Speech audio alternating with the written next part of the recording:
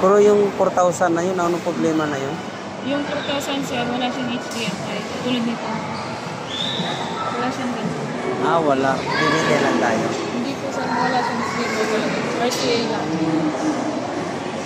Kasi hindi siya ganyan kalinaw.